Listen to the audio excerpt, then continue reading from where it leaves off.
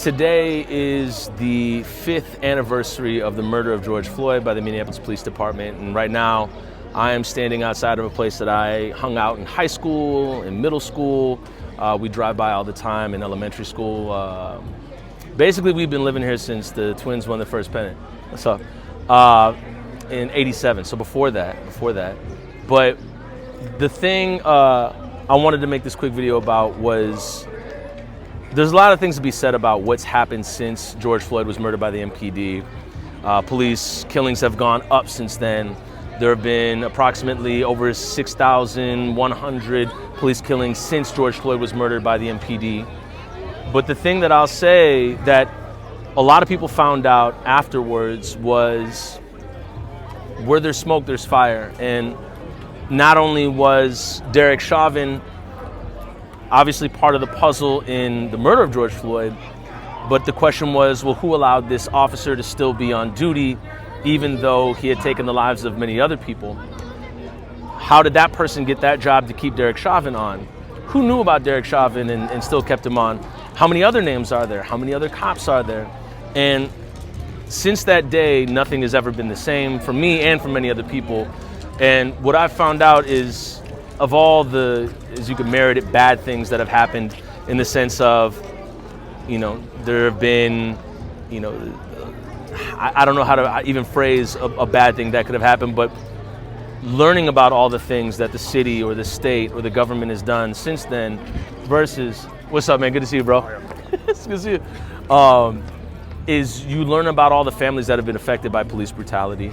And the big thing for me, that maybe this will help you and you get something out of this video, is learning how to support others as opposed to just going out and supporting others.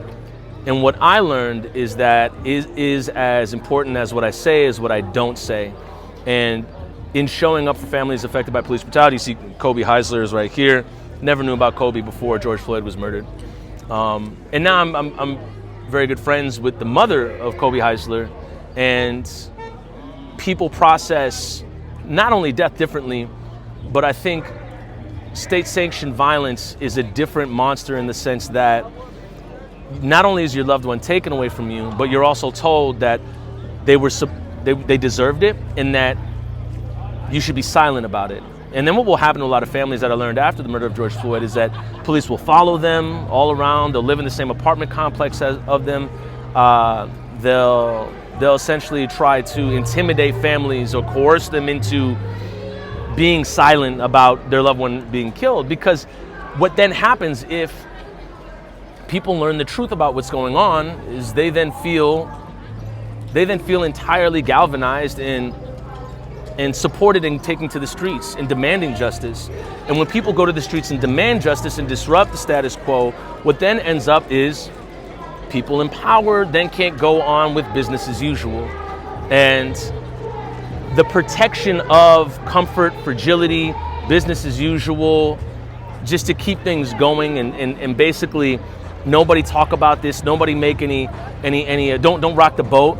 The idea is to not only be subjective or objective about state-sanctioned violence, it's to promote dismissiveness about it.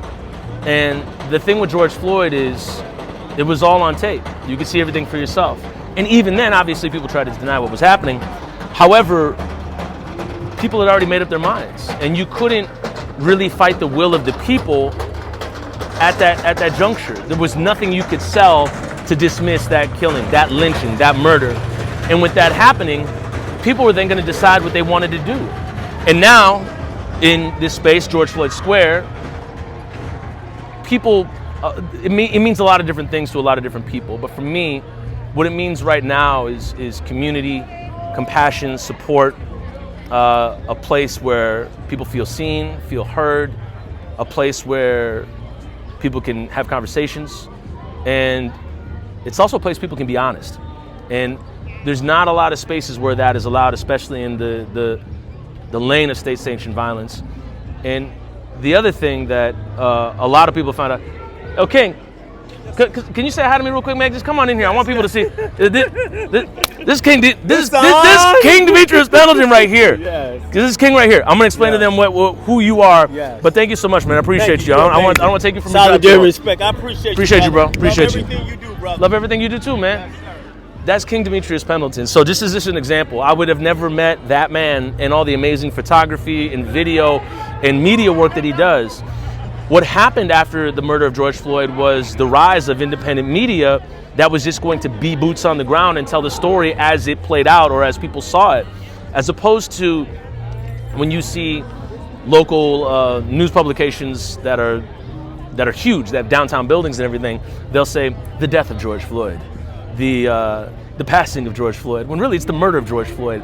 Saying the word death has it lands differently than murder. So when we talk about the murder or the taking or stealing of black bodies, the idea is that call it what it is. Call it like actually what it is, as opposed to trying to give us this kind of like this really flat landing rhetoric that makes people feel more comfortable with what's going on, and also makes elected officials feel more comfortable with what's going on as well, and it makes them feel less complicit in it. But the thing that I wanted to give you, just from right here at George Floyd Square on the fifth angelversary, as Monique Cullors-Doty pointed out what it was. She's the aunt of Marcus Golden, who was killed by the St. Paul Police Department. Again, would have known about that unless I had started to step in and be involved with the movement. But the thing is that for me, it's really been a space for honesty, truth, and community. And I don't know, things can happen at different memorial sites all the time. So I'm not saying this is, one of many or anything. Perhaps this is one of one, who knows. But what happened here is nothing short of community supporting community.